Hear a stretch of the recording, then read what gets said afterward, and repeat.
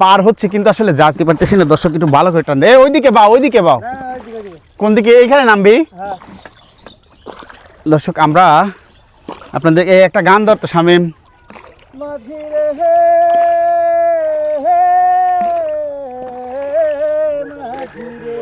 ও মাঝি উজান গাঙে উড়াইও নৌকার বাদাম খানি।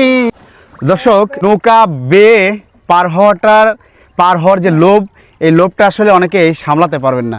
এটা শুধুমাত্র এই গ্রামে কিন্তু সম্ভব। অর্থাৎ এই যে এইভাবে নৌকা পারাপার হয়ে এই কৃষক দুপুরবেলা ভাত খাইতে যাচ্ছে বাসায়, অর্থাৎ খাবার খেয়ে আবার চলে আসবেন। এই যে গ্রামীণ জনজীবন, এই জনজীবনটা খুবই ভালো লাগে দর্শক, দেখার মতো। আপনাদেরকে দেখানোর চেষ্টা করছি যে এভাবে এই নৌকা বর যে লোভটা, এটা সামলাইতে পারলাম না। অনেক দিন ধরে ইচ্ছা ছিল যে নৌকা পারাপার হবে এবং নিজের হাতে বৈঠা বেয়ে নদী পার হব।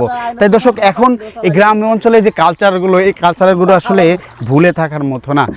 আপনাদেরকে দেখাই, পার হচ্ছে কিন্তু আসলে যেতে পারতেছি না। দর্শক একটু ভালো করে টান, ওইদিকে বাও। কোন দিকে? এইখানে নামবি। দর্শক আমরা আপনাদের এই একটা গান ধরতো শামীম।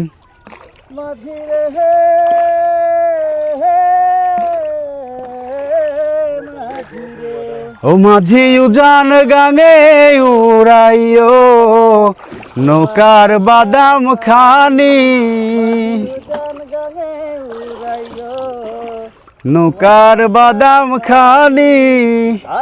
আজকে মনে ঝড় উঠেছে, যাবেই যাব দূরে, পিছু থেকে যতই ডাকো সুরে। দর্শক এই লোকটা সামলাতে পারলাম না, তাই নিজের ইচ্ছাটাও পূরণ করে নিলাম। গ্রামগঞ্জে আসলে এরকম প্রকৃতি হরহামেশায় দেখা যায়।